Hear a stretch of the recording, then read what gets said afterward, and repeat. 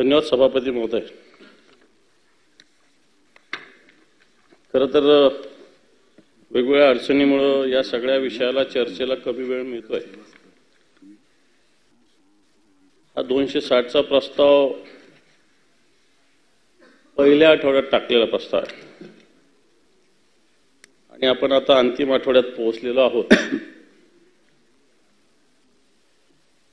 आम्ही जो 200 विरोधी पक्षाचा जो 260चा प्रस्ताव पाठवला होता, दिलेला होता, त्यात प्रामुख्याने शेतीशी संबंधित वेगवेगळे विषय याच्यामध्ये मांडलेले होते। मग सततचा पाऊस असेल, नापिकीचा मुद्दा असेल, दुष्काळाचा मुद्दा असेल, कारण वेगवेगळ्या अतिशय परस्पर विरोधी गोष्टी सध्या काही ठिकाणी सातत्याने निर्माण होत असतात। काही ठिकाणी सततच्या पावसाचा विषय तर काही ठिकाणी नापिकीचा विषय, मग अवकाळी पाऊस आहे, कर्जबाजारीपणा आहे, कृषी विभागाच्या अपुऱ्या सोयी सुविधा आहे, शेतकऱ्यांच्या आत्महत्या आहे, शेतकऱ्यांना मिळणारा भाव असेल, बाजारभाव असेल, त्यांच्या पीक मालाला, बी बियाणाचा विषय असेल, खताचा विषय असेल, आणि या सगळ्या याच्यामध्ये झालेलं नुकसान असेल, विमा असेल, असे जर वेगवेगळे विषय घेतले तर सभापती महोदय, या शेतकऱ्याच्या 5वीलाच दारिद्र्य पुजलेले अशा प्रकारची स्थिती आहे। आणि हे 5वीला पुजलेले असताना या शेतकऱ्याला सरकार कशा पद्धतीनं बघतं, सरकारचा हेतू शेतकऱ्याच्या प्रती किती पॉझिटिव्ह आहे, किती सकारात्मक आहे, हे जर सगळं बघितलं तर शेतकऱ्याला मला असं वाटतं सरकारकडून सुद्धा काही अपेक्षा ठेवाव्या की नाही ठेवाव्या अशा प्रकारचं वागणं सरकारचं या शेतकऱ्यांच्या बाबतीत आहे सभापती महोदय। आणि म्हणून या सगळ्या विषयावर बोलत असताना जर आपण बघितलं तर काय स्थिती आहे, सरकार मोठ्या घोषणा करते सभापती महोदय की शेतकऱ्याला एवढी मदत केली, एवढे 1000 कोटी रुपये दिले, तेवढे 1000 कोटी रुपये दिले। मग एवढे 1000 कोटी रुपये दिले, तेवढे 1000 कोटी रुपये दिले तरी शेतकरी आत्महत्या का करतो हा प्रश्नच आहे। परंतु शेतकऱ्यांनी हे 1000 कोटी, जेवढे हजारो कोटी रुपये दिले का नाही दिले, हा सुद्धा संशोधनाचा मुद्दा आहे सभापती महोदय। आज जर बघितलं आपण, शासनाने निश्चित काही गोष्टी दिलेल्या आहेत, पण जर आपण बघितलं शेतकऱ्याने जेवढे घोषणा सरकारने केली, माझ्या मते माझ्याकडे जी आकडेवारी आलेली वेगवेगळ्या विभागाकडून, त्याचा जर हिशोब लावला तर अजून 10,022 कोटी 64 लाख रुपये शेतकऱ्यांचे शेतपिकाच्या नुकसानीपोटी तर 5,975 कोटी कर्जमुक्त करण्यापोटी एवढे सरकारला देणं आहे। आता याचा तपशिली मिळाली काही ठिकाणी देऊ शकतो, काही रक्कम देतात हे निश्चित आहे, परंतु ते संथ गतीनं देत आहेत। तसं खरीप हंगामाचं दुष्काळ अनुदान संथ गतीनं काम चालू आहे, अवकाळी पावसाचं संथ गतीने चालू आहे। मार्च ते मे 2003 मध्ये जो अवेळी पाऊस झाला, माझ्याकडे जी आकडेवारी आहे, एखाद्याच कमी जास्त असू शकतं, कृषी मंत्री तपासतील, 551 कोटी रुपये देणं बाकी आहे। जून ते ऑक्टोबर 2023 अतिवृष्टी व पूर 1276 कोटी रुपये देणं बाकी आहे। नोव्हेंबर ते डिसेंबर अवेळी पाऊस 2279 कोटी रुपये देणं बाकी आहे। जानेवारी ते फेब्रुवारी 2024 वादळी वारे, गारपीट झाली, घोषणा तर झाली, पण अजून 328 कोटी रुपये देणं बाकी आहे। आणि मार्च एप्रिल मध्ये पुन्हा वादळी वारे झालं होतं, याचे सुद्धा जवळपास 329 कोटी रुपये देणं बाकी सभापती महोदय। सभापती महोदय, पीक विमा योजनेचे खरीपाचे मागच्या अजून 757 कोटी रुपये देणं बाकी आहे। रब्बीचे सुद्धा अजून 72 कोटी रुपये देणं बाकी आहे. आणि सरकारने घोषणा केली होती नमो शेतकरी महासन्मान निधी, जो केंद्राचा हप्ता येतो त्याच्या बरोबरीनंच द्यायचं कबूल केलं होतं. परंतु मला असं वाटतं आचारसंहिता किंवा आता या पुरवणी मागण्यात ते नमो शेतकरी अनुदान दिलं जाईल, परंतु हे मान्य केलं पाहिजे की केंद्राच्या हप्त्याबरोबर राज्याचा नमो शेतकरी महासन्मान निधी मिळालेला नाही.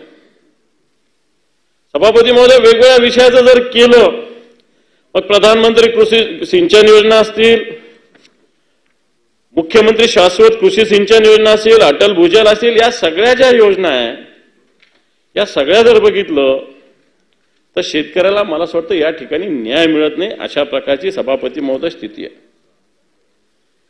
आणि सरकार हे जे अनुदान देतं याविषयी जे बोलत असतं, माझं त्या संदर्भातच असं म्हणणं आहे की मी हे सुस्पष्टपणे रेकॉर्डवर ठेवलेलं आहे की एवढं या सगळ्या विषयाचं अनुदान अजून देणं सरकारचं सभापती महोदय देणं बाकी आहे. सभापती महोदय, मी नमो शेतकरी महासन्मान निधीविषयी बोललो. आज सरकार या सगळ्या विषयात बोलत असताना शेतमालाला हमीभाव न मिळणं, बियाणं आणि खतं याच्या दरामध्ये झालेली प्रचंड वाढ, हा सुद्धा सभापती महोदय एक अतिशय महत्वाचा विषय आहे. आज कोणत्याही पिकाला भाव हा शाश्वत नाही आहे. आज काय भाव मिळेल, उद्या काय भाव मिळेल, याची स्थिती आज निश्चित नाही आहे. जसं तुरीचं परवा विषय चर्चा झाला आपल्या सभागृहामध्ये, तुरीला सरकारने हमी भाव 7,000 रुपये, बाजारामध्ये 12-12,500 रुपये. मग त्याचं जे सगळं केंद्राने जे निर्देश दिलेले तसा हमी भाव सरकार घोषित करतच नाही.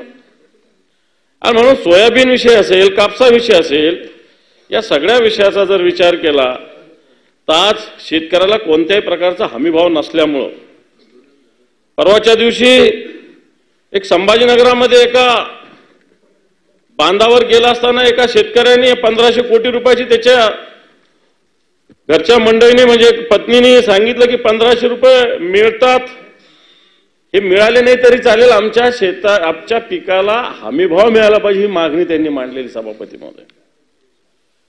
परंतु आज हा हमी भाव सरकार जे जाहीर करतं, मला असं वाटतं हमी भाव शेतकऱ्यांना कधीही परवडत नाही, अशा प्रकारची सभापती महोदय स्थिती आहे. आणि मग हे हमी भाव पडत नसताना सरकारचं धोरण काय?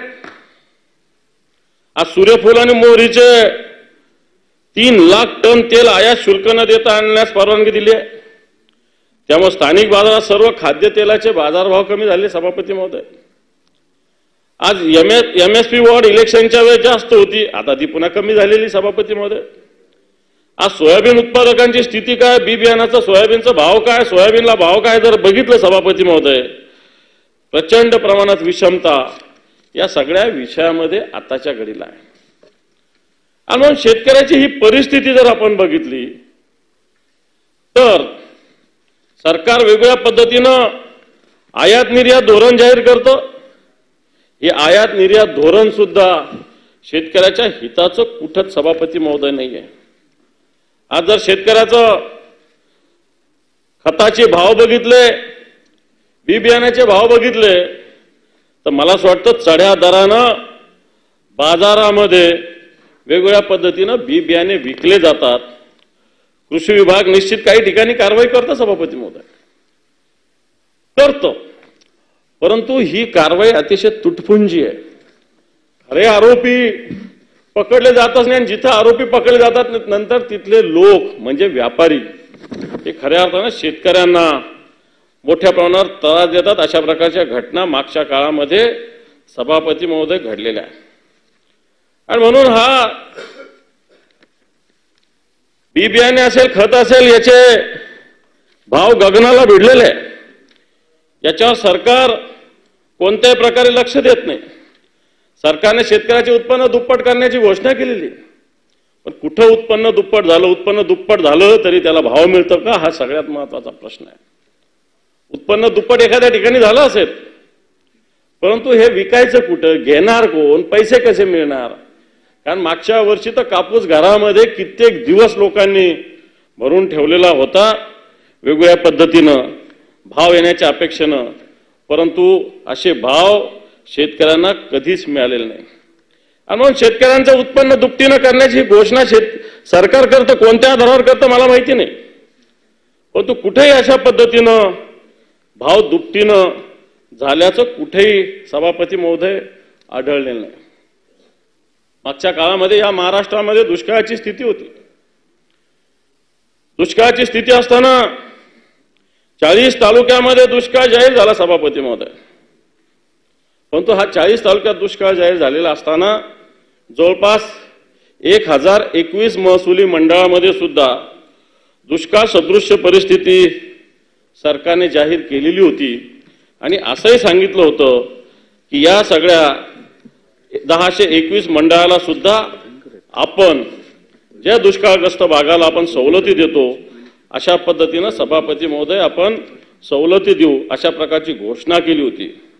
परंतु अजून ज्या 40 तालुक्यात दुष्काळ जाहीर झाला त्यांनाच पूर्णपणे मग विद्यार्थ्यांची फीस असेल, फीस माफीचं धोरण जाहीर झालं, परंतु अजून ती फीस त्या महाविद्यालयाला, त्या शाळेला, महाविद्यालयाला, विद्यापीठाला अजून सुद्धा सरकारने दिलेली नाही. अशा प्रकारची स्थिती सभापती महोदय.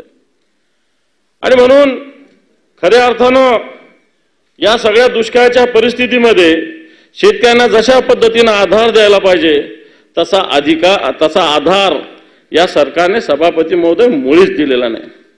आणि खऱ्या अर्थानं शेतकऱ्यांना आधार देण्याची भूमिका ही सरकारची असली पाहिजे, परंतु सरकार असा आधार न देता शेतकऱ्यांना कशा पद्धतीनं पिळवणूक होईल अशाच पद्धतीचं काम सरकारने मागच्या काळात केलेलं आहे. सभापती महोदय, आपल्या राज्याने 1 रुपयात पीक विमा हे चांगली घोषणा केली, त्याच्यामुळे शेतकऱ्यांचा याच्यामध्ये सहभाग वाढला. पण आपण जर बघितलं तर शेतकऱ्यांना याचा किती फायदा झाला याची सुद्धा आपण पाहणी, याचे सुद्धा आपण अभ्यास करण्याची आवश्यकता आहे सभापती महोदय. आज निश्चित या मागच्या वर्षीच्या काळात 1,69,00,000 शेतकऱ्यांनी सहभाग नोंदवला. याच्यामध्ये शासनाने प्रीमियम म्हणून कंपन्यांना 8,015 कोटी रुपये अदा केले. पण अदा केले असताना मला असं वाटतं शेतकऱ्यांच्या पदरात काय पडलं. काही ठिकाणी 75 रुपये आता सांभाळण्यात घडली, पण आता त्याला कृषी मंत्री सांगतील, कारण एखाद वेळेस अग्रिम असेल, पूर्ण काय 75 रुपये येत नाही. कसं आलं मला माहिती नाही, पण 75 येऊच शकत नाही हे सत्य आहे. परंतु सभापती महोदय, अशा पद्धतीनं विमा कंपन्या काम करत असताना मराठवाड्यातल्या हिंगोली जिल्ह्यातील एकाही शेतकऱ्याला पीक विमा मिळाला नाही. या पीक विमा वेगवेगळ्या ठिकाणी अपील करतात राज्याकडं, केंद्राकडं. निश्चित राज्याने याच्याविषयी या पीक विमा कंपन्यांच्या विरुद्ध लढा देण्याचा प्रयत्न केला, परंतु हिंगोली जिल्ह्यामध्ये अशा पद्धतीनं पीक विमा देण्यासाठी राज्याला अपयश आलेलं आहे. त्या जिल्ह्यातील शेतकरी या पीक विम्यापासून सभापती महोदय आजही वंचित आहे. सभापती महोदय, मी आता सांगितलं की 757 कोटी रुपये पंतप्रधान पीक योजनेचे अजून देणं बाकी आहे राज्यामध्ये. या राज्यामध्ये एवढी रक्कम अजून देणं बाकी असताना वेगवेगळ्या कंपन्या ज्या पद्धतीनं काम करतात याची आकडेवारी सभापती महोदय माझ्याकडे.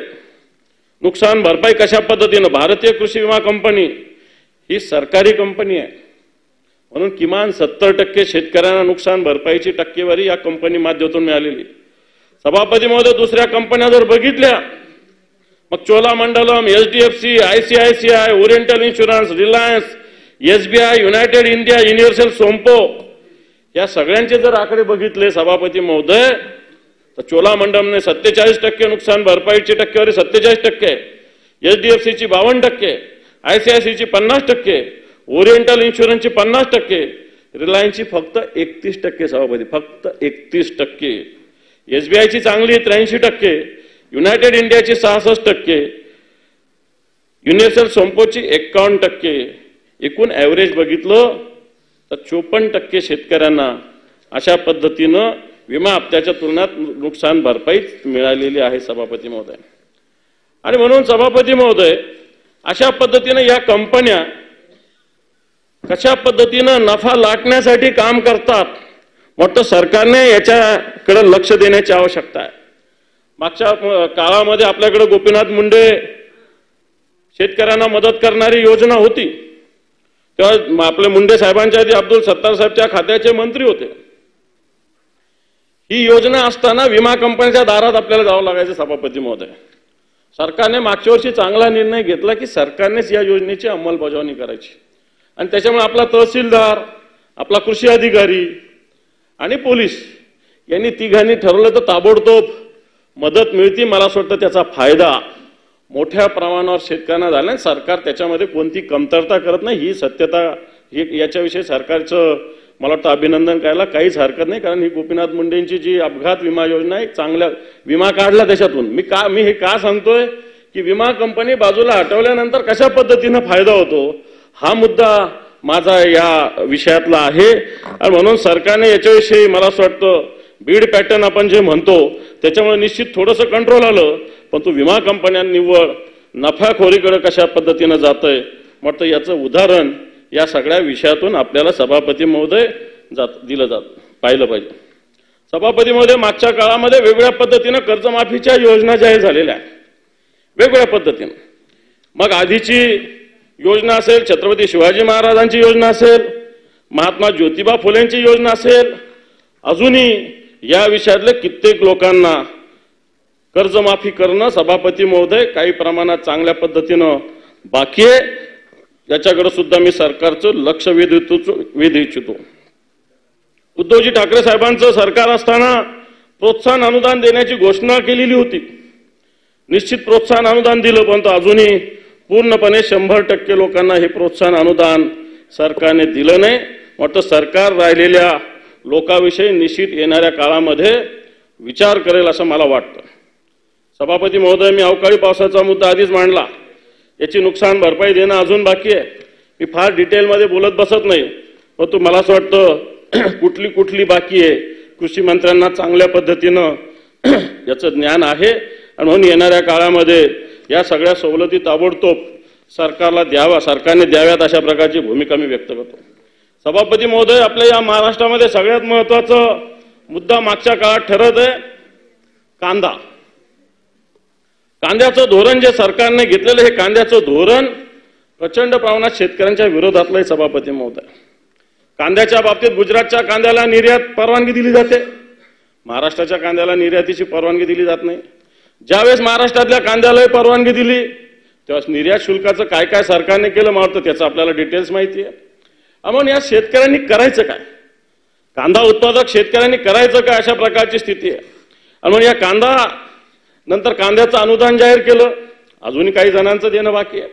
मग सरकारचं या कांद्याच्या विषयीचं जर धोरण बघितलं तर मला वाटतं हे दरसोड वृत्तीचं धोरण आहे आणि कांदा उत्पादक शेतकऱ्यावर अन्याय करणारं धोरण. सभापती महोदय, आज ज्या पद्धतीनं कांद्याची आयात आणि निर्यातीचं धोरण आहे, मागच्या काळामध्ये सरकारने काही निर्यात लागू केली, परंतु याला किमान निर्यात या नावाखाली मला असं वाटतं बऱ्याच ठिकाणी शेतकऱ्यांना पावबंद करण्याचा प्रयत्न सभापती महोदय झालेला आहे. आणि म्हणून कांद्याच्या बाबतीमध्ये सरकारचं धोरण, काही ठिकाणी कांदा 50 पैसे, 1 रुपया, 2 रुपये, 3 रुपये किलो, तर काही ठिकाणी 50 रुपये किलो कांदा विकला जात होता. सभापती महोदय, आणि याच्यामुळे सरकारने याच्यामुळे जर लक्ष दिलं नीट तर मला असं वाटतं शेतकऱ्यांचाही फायदा होऊ शकतो, ग्राहकांचा सुद्धा फायदा होऊ शकतो. परंतु याच्यात ना शेतकऱ्यांचा फायदा होत ना ग्राहकांचा फायदा होत, याच्यामध्ये मोठ्या प्रमाणावर व्यापाऱ्यांचा फायदा होत गेलेला आहे. आणि म्हणून याच्यात शेतकरी किंवा ग्राहक या दोघांचा फायदा कशा पद्धतीनं होईल याच्याविषयी येणाऱ्या काळामध्ये सरकारने विचार करण्याची सभापती महोदय आवश्यकता आहे. सभापती महोदय, या सगळ्या विषयामध्ये बोलत असताना शेतकऱ्यांच्या आत्महत्या सगळ्यात महत्वाचा विषय आहे. आज शेतकऱ्यांच्या आत्महत्येविषयी राज्याचे मुख्यमंत्र्यांनी मागच्या वेळेस नांदेडला जाऊन सांगितलं की आम्ही हा महाराष्ट्र आत्महत्या मुक्त महाराष्ट्र करू. सभापती महोदय, आत्महत्या मुक्त महाराष्ट्र झाला का? आज या महाराष्ट्रातील शेतकऱ्यांची जर स्थिती बघितली तर सभापती महोदय अतिशय दयनीय आहे. या शेतकऱ्यांची सगळी स्थिती बघितली तर अतिशय दयनीय अवस्था शेतकऱ्यांची. सभापती महोदय, ज्या पद्धतीनं राज्यामध्ये शेतकऱ्यांच्या आत्महत्या होत आहे सभापती महोदय, या जर आत्महत्येचा आकडा बघितला तर मला असं वाटतं दररोज 8 ते 9 आत्महत्या हे सरकार आल्यापासून 1 जुलैपासून आतापर्यंत घडलेल्या आहे. सभापती महोदय, जवळपास 8-8.5 हजार आत्महत्या या ठिकाणी महाराष्ट्रात 1 जुलैपासून झालेल्या आहे सभापती महोदय. याचं जर ॲव्हरेज काढलं हे सरकार आल्यापासून तर मला असं वाटतं दररोज 8 ते 9 आत्महत्या घडल्या. सभापती महोदय, मी एक उदाहरण आपल्या माध्यमातून माननीय कृषी मंत्र्याच्या निदर्शनास आणून देऊ इच्छितो. एक पिंपळखुटा गाव आहे संभाजी, माझ्याकडे तर असे 25 उदाहरण, परंतु एक उदाहरण मी देतो. पिंपळखुटा गाव आहे संभाजीनगर तालुक्यामध्ये. या गावामध्ये एक विठ्ठल नामदेव दाभाडे नावाचा शेतकरी, या शेतकऱ्याने बँकेमध्ये 9.5 लाख रुपये कर्ज मागितलेलं आणि बँक मॅनेजरने 9.5, चांगला शेतकरी होता, 9.5 लाख कर्ज मागतो म्हणजे चांगला, डाळिंबाची शेती होती त्याची. बँक ऑफ इंडियामध्ये त्यांनी कर्ज मागितलं, बँकेने कर्ज द्यायचं कबूल केलं सभापती महोदय 9.5 लाख रुपये. आणि या शेतकऱ्याला काही मालमत्ता मॉर्गेज करायला सांगितलं. त्यांनी ती मॉर्गेज सुद्धा केली आणि मॉर्गेज केल्यानंतर आता ज्या अर्थी कर्ज मंजूर झालं त्याच अर्थी मॉर्गेज केलं जातं.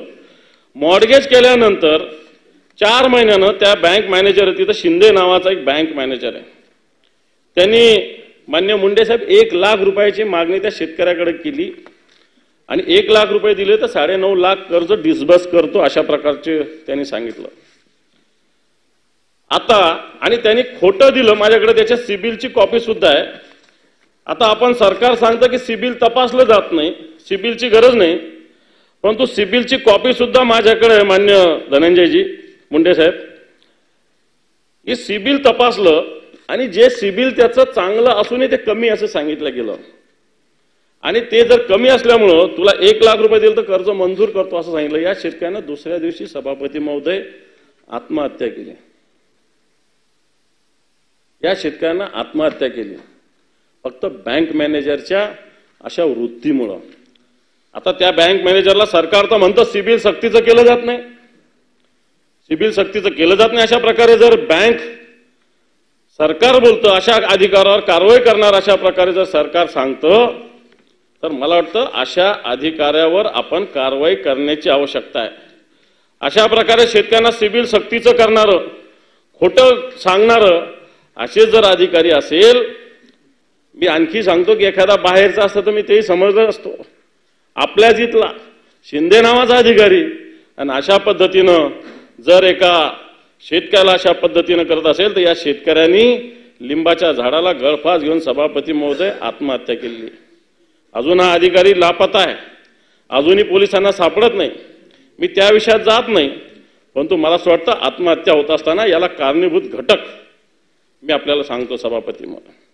आणि म्हणून जवळपास 6-6.25 हजार आत्महत्या झालेल्या असताना याचे जर कारण घेतले सभापती महोदय तर असे छोटे छोटे कारण आपल्याकडे हे पाहिजे. सिबिलची कॉपी माझ्याकडे 781 सिबिल त्याचं आहे, म्हणजे 730 पाहिजे होतं तर याचं 781 असून सुद्धा बँक मॅनेजरने अशा पद्धतीनं या शेतकऱ्याची फसवणूक, अडवणूक सभापती महोदय केलेली आहे. आणि म्हणून शेतकऱ्यांची अशा पद्धतीनं, ज्या पद्धतीनं अशा पद्धतीनं त्रास शेतकऱ्याला जर अधिकारी देत असतील तर मला वाटतं याच्याकडे पाहण्याची आवश्यकता आहे, याच्याकडे सरकारने सिरियसली लक्ष देण्याची सभापती महोदय आवश्यकता आहे. या सगळ्या विषयामध्ये वेगवेगळ्या प्रकारच्या गोष्टी, सत्ताधारी पक्षाचा सुद्धा प्रस्ताव आहे, वेगवेगळ्या योजना त्याच्यामध्ये सांगितलेल्या आहे, काय काय केलं ते सांगितलेलं आहे. जर काय काय केलं हे सांगितलं असेल तर या सरकारचं मला असं वाटतं जे प्रस्तावामध्ये सत्ताधारी पक्षानं म्हटलेलं आहे काय काय केलं असं सांगायचं तर मला वाटतं अतिशय खोट्या गोष्टीचा उल्लेख या सत्ताधारी पक्षाच्या प्रस्तावामध्ये सुद्धा सभापती महोदय केलेला आहे. वेगवेगळ्या विषय जर केलं, कांद्याला योग्य भाव मिळाला सांगितलं, कांद्याचे अधिकार ठरवण्याचे अधिकार केंद्राच्या ग्राहक संरक्षण मंत्रालयाला दिलेले, कांद्याचे अधिकार ग्राहक संरक्षण मंत्रालयाला दिलेले असताना आपल्या महाराष्ट्रातच वेगवेगळ्या ठिकाणी कशा पद्धतीनं भाव आहे हे सुद्धा आपल्याला सांगता येईल. वेगवेगळ्या जिल्ह्यामध्ये वेगवेगळ्या प्रकारचे भाव या कांद्याचे या केंद्राच्या या योजनेच्या मार्फत आलेले सभापती महोदय. या सगळ्या विषयात जर बघितलं, सोयाबीनचं जर बघितलं तर सोयाबीनचे बियाण्याचे दर दुप्पट झालेले सभापती महोदय. आणि हे सगळं करत असताना सत्ताधारी पक्षांनी मागेल त्याला सौर ऊर्जा पंप म्हटलेलं आहे. सौर ऊर्जा पंप इथं कृषी मंत्री यांनी सांगावं छातीवर हात ठेवून की मागेल त्याला सौर ऊर्जेचा पंप इमिजिएट मिळतो का आज लोकांना आवश्यकता आहे, लोक सौर ऊर्जेकडे वळत आहेत, परंतु सरकार यांना सौर ऊर्जेचा पंप देऊ शकत नाही, अशा प्रकारची सभापती महोदय स्थिती आहे. सभापती महोदय, या महावितरणच्या माध्यमातून सुद्धा आपण सरकारने योजना जाहीर केली, परंतु आज वीज बिल एवढ्या मोठ्या प्रमाणावर वाढलेलं असताना मागच्या थकबाकीचं काय, हा माझा प्रश्न आहे. शेतकऱ्यांना वीज किती वेळ मिळते, हा एक प्रश्न आहे. ठिकठिकाणी तुझ्या ठिबक अनुदानाचा विषय ठिकठिकाणी सभापती महोदय. आज फळबागांचं वेगवेगळ्या पद्धतीनं, त्याला इन्शुरन्स कशा पद्धतीनं, त्याचा विषय सभापती महोदय. आणि ज्या पद्धतीनं गुजरात आणि मध्य प्रदेशमधून ज्या पद्धतीनं बोगस बियाणं, बोगस खतं आपल्याकडे येत आहेत, वाटतं मंत्री महोदय मागच्या मंत्र्यांनी थोडे वेगळे प्रताप केले होते, आपण तशा प्रतापात जात नाही. परंतु मला असं वाटतं विशेषतः गुजरात आणि मध्य प्रदेशमधून येणारे बोगस बियाणं याच्याकडं आपण लक्ष देण्याची आवश्यकता आहे सभापती महोदय. कारण ज्या पद्धतीनं अशा पद्धतीनं जे येत आहे बोगस बियाणं, हे शेतकऱ्यांचं पूर्ण जीवन संपवण्याचं काम सभापती महोदय करत असतं. मागेल त्याला शेततळे हा ही योजना आहे, पण मागेल त्याला शेततळेमध्ये मी मागे मागणी केली होती सभापती महोदय, कमी अनुदान देण्यापेक्षा 100 जणांना कमी अनुदानापेक्षा 25 जणांनाच पूर्ण अनुदान दिलं तर मला असं वाटतं ते शेतकरी समाधानी होते. आज मी शेततळे गेल्यावर मला फट्ट्याला वेगळा पैसे द्यावे लागतात, कुंपणाला वेगळे द्यावे लागतात, त्याच्यावर जीएसटी मोठ्या प्रमाणावर लागतो आणि त्याच्यात होत काही नाही. आणि म्हणून मी वारंवार सरकारला ठीक आहे जे बजेट असेल ते, पण तो त्याच्यामध्ये 100 जणांना देण्यापेक्षा 25 जणांना जर शेततळ दिलं तर मला वाटतं त्याचा एक चांगला फायदा होत असतो. संभाजीनगरमध्ये अशा पद्धतीनं गंगापूर संभाजीनगर तालुक्यामध्ये शेततळ्याची चळवळ मोठ्या प्रमाणावर राबवली गेली आणि याच्यातून शेतकऱ्यांना मोठ्या प्रमाणावर फायदा होतो. सौर ऊर्जा आणि शेततळ असं कॉम्बिनेशन करून अनेक गावामध्ये परिवर्तन मागच्या काळात झालेलं आहे. मला वाटतं तसं परिवर्तन येणाऱ्या काळात सुद्धा होऊ शकतं. परंतु सरकार एकीकडे योजना तर देतं, योजनेच्या घोषणा तर करतं, परंतु प्रत्यक्षात 100% या योजना शेतकऱ्यांना मिळत नाही, अशा प्रकारची सभापती महोदय स्थिती आहे. सभापती महोदय, एक वीज अटकाव केंद्र आहे, मान्य मंत्री महोदय इथं आहेत. वीज अटकाव यंत्राची कमतरता आपल्याकडे सगळीकडे आहे. आज जर हे वीज अटकाव केंद्र जर बघितलं, बीडमध्ये 300, नांदेडमध्ये 79 आहे, तर बाकीच्या मराठवाड्याच्या 6 जिल्ह्यात एक आकडी सुद्धा नाही आहे.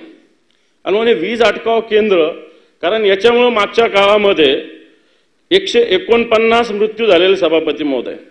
जर वीज अटकाव यंत्र जर सगळीकडे लावले मोठ्या प्रमाणात तर मला वाटतं हे जे वीज पडून मृत्यूचे प्रमाण हे कमी होऊ शकतात. हे आपल्या सगळीकडे मोठ्या प्रमाणावर लागण्याची आवश्यकता आहे. मागच्या काळात मराठवाड्यात आत्ता या वर्षी 1 जून पासून जवळपास 20 मृत्यू झाले आणि 339 जनावरांचा जीव गेलेला याच्यामुळे. त्यामुळे हे वीज अटकाव यंत्र आपल्याकडं लावण्याची आवश्यकता आहे. सभापती महोदय, जायकवाडी येथील बंद भूकंप मापक यंत्र आहे. आजच आत्ताच सकाळी बातम्या आल्या, हिंगोली नांदेड परभणीकडे भूकंप होतोय की काय अशी प्रकारची भीती जनतेच्या मनामध्ये निर्माण झालेली आहे. परंतु जायकवाडी येथील भूकंप मापक यंत्र मागच्या कित्येक दिवसानं बंद आहे. वाटतं ते सुद्धा सुरू करण्याची सभापती महोदय आवश्यकता आहे. त्याचप्रमाणे मी बियाणाचा विषय सांगितला की आजकाल बियाणं गावातला एखादा छोटा दुकानदार निश्चित दर जास्त घेतो, परंतु सभापती महोदय हे दर देत असताना डीलरच मोठ्या प्रमाणावर कमिशन घेतो आणि या खालच्या दुकानदाराला देतो. मला वाटतं याच्यामध्ये सिस्टीममध्ये काहीतरी सुधार आणण्याची आवश्यकता आहे. कित्येक रासायनिक खतं कंपनी करताना युरिया खतासोबत नॅनो युरिया घेणं बंधनकारक करतात सभापती महोदय, आपल्याला याची माहिती आहे. कित्येक कंपनी खतामध्येच वेगळे गवताचं बियाणं सुद्धा गोणीत मिक्स करून देतात सभापती महोदय, की जेणेकरून गवत जास्त यावं आणि खत सुद्धा जास्त लागावं. अशा प्रकारची सुद्धा भूमिका काही ठिकाणी काही कंपन्या करतात. मला वाटतं शेतकऱ्यांसाठी हे अतिशय मारक आहे सभापती महोदय. सभापती महोदय, या सगळ्या विषयात उल्लेख करत असताना निश्चित या कृषी खात्यामध्ये मागच्या काळात काही गोष्टी सुद्धा समोर आल्या. गोण्यांच्या खरेदीमध्ये ज्या गोण्या आहेत त्या गोण्याच्या खरेदीमध्ये प्रचंड प्रमाणात अनागोंदी झाल्याच्या बातम्या मागच्या काळामध्ये आल्या आणि त्याच्यामुळे काही अधिकाऱ्यांच्या बदल्या सुद्धा झाल्या. 400 रुपयाला मिळणारी गोणी 1250 रुपयाने खरेदी करण्याबाबत एकूण 6,12,000 गोण्याची खरेदी करण्याचा आदेश यंत्रमाग महामंडळाला देण्यात आले. म्हणजे जवळपास 52.53 कोटी रुपये सरकारचे नुकसान याच्यात झालेले. मला वाटतं निश्चित मंत्री महोदय या विषयाची चौकशी करतील, संबंधितावर कारवाई करतील सभापती महोदय. आणि म्हणून अशा पद्धतीने एक शेतकऱ्यांसाठी वेगवेगळ्या पद्धतीने खर्च करण्याची आवश्यकता असताना अशा पद्धतीने चढ्या भावानं जर काही गोष्टी होत असेल तर मला असं वाटतं त्याच्याकडे सुद्धा लक्ष देण्याची आवश्यकता आहे. सभापती महोदय, अशा पद्धतीने जर सगळ्या गोष्टी बघितल्या तर आज ही शेतकऱ्यांची परिस्थिती जर बघितली तर मला असं वाटतं आपण विचार करण्याची वेळ आली. सभापती महोदय, आज शेतमालाला भाव नाही अशा प्रकारची स्थिती आहे. शेतमालाला भाव नसताना शेतकऱ्याला चढ्या दरानं मोठे मोठे खत बी बियाणे घ्यावे लागतात अशा प्रकारची स्थिती आहे. आज शेतकऱ्याला आई जीव घालेना आणि बाप भीक मागू देणं अशा प्रकारची स्थिती आहे. सरकार याच्याकडे कोणतंही लक्ष द्यायला तयार नाही. सभापती महोदय, सरकारने या सगळ्या विषयात लक्ष देण्याची आवश्यकता आहे. आज शेतकऱ्याच्या डोक्यावर मोठं कर्ज आहे.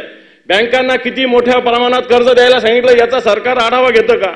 डीसीसी बँका कर्ज देतात, परंतु ह्या नॅशनलाइज बँका या शेतकऱ्याला कर्ज देताना उपकाराची भावना ठेवतात.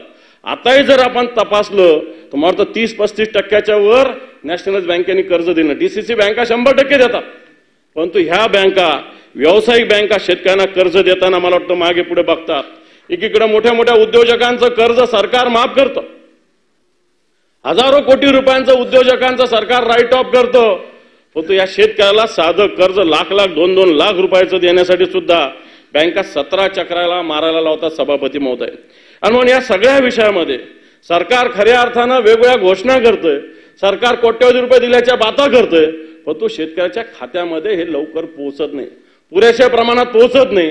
वर्ष या सगळ्या गोष्टीला लागतं. अशा प्रकारची सभापती महोदय स्थिती आहे. या राज्याचा जर विचार केला तर कांदा असेल, कापूस असेल, सोयाबीन असेल, याची परिस्थिती जर बघितली, आज सोयाबीनचे भाव कशा पद्धतीने झालेले, कापसाचे भाव कशा पद्धतीने. सरकारने आता घोषणा केली बजेटमध्ये की आम्ही एवढं या सगळ्या कापूस असेल, सोयाबीन असेल एवढं अनुदान देणार, परंतु मला असं वाटतं कृषी मंत्री सुद्धा शेतकरी आहेत, त्यांना पर एकरी कशा पद्धतीनं बियाणाला खर्च येतो, खत किती लागतं, रोजंदारी मजुरी किती लागतं, या सगळ्या गोष्टीची चांगल्या पद्धतीनं सभापती जाणीव आहे. आणि म्हणून या सगळ्या विषयी सरकारची जर भूमिका भेटली तर या शेतकऱ्याला न्याय देण्याची कुठंच नाहीये. आज या शेतकऱ्यांनी बघायचं कोणाकडं, अशा प्रकारची स्थिती आहे. सरकारला नापिकीला सामोरं जावं लागतं, अतिवृष्टीला सामोरं जावं लागतं, दुष्काळाला सामोरं जावं लागतं. सरकारने मोठ्या योजना जाहीर केल्या, जलयुक्त शिवार जाहीर केलं, पण आज जवळपास 3-4 हजार टँकर या महाराष्ट्रात लावावं लागले. जलयुक्त शिवार 2 कोट्यवधी रुपये सरकार खर्च करतं. जमिनीची पाण्याची पातळी वाढली का? तर नाही वाढलेली. सभापती महोदय, मग हा पैसा गेला कुठं? अशा प्रकारची स्थिती आहे. शेतकऱ्याला आता ठीक आहे आज पाऊस पडतोय, पण महिन्या 2 महिन्यांना 3 महिन्यांना शेतकऱ्याला पिण्याला पाणी नसतं तर शेतीला तर कुठून आणणार, अशा प्रकारची स्थिती आहे. आणि मग या सगळ्या स्थितीमध्ये सरकार या शेतकऱ्याकडे पूर्णपणे दुर्लक्ष करतं. हे सरकार शेतकऱ्याच्या विरोधातलं आहे. आत्महत्येकडे सरकार पूर्णपणे दुर्लक्ष करतंय. दररोज शेतकरी आत्महत्या करतात मोठ्या प्रमाणावर, परंतु या आत्महत्येकडे सरकार संवेदनशीलपणे बघत नाही. अशा प्रकारची सभापती महोदय स्थिती आहे. आणि मग शेतमालाला भाव नाही, इकडे शेतकऱ्याला आत्महत्या कराव्या लागतात. या स्थितीमध्ये हे सरकार डोळे लावून बसलेले. सभापती महोदय, या सरकारला शेतकऱ्याचा टाव ऐकू येत नाही. सभापती महोदय, हा शेतकरी खऱ्या अर्थानं बळीराजा आहे. हा आज बळीराजा राहिलेला नाही, कारण सरकारचं धोरण याला कारणीभूत आहे.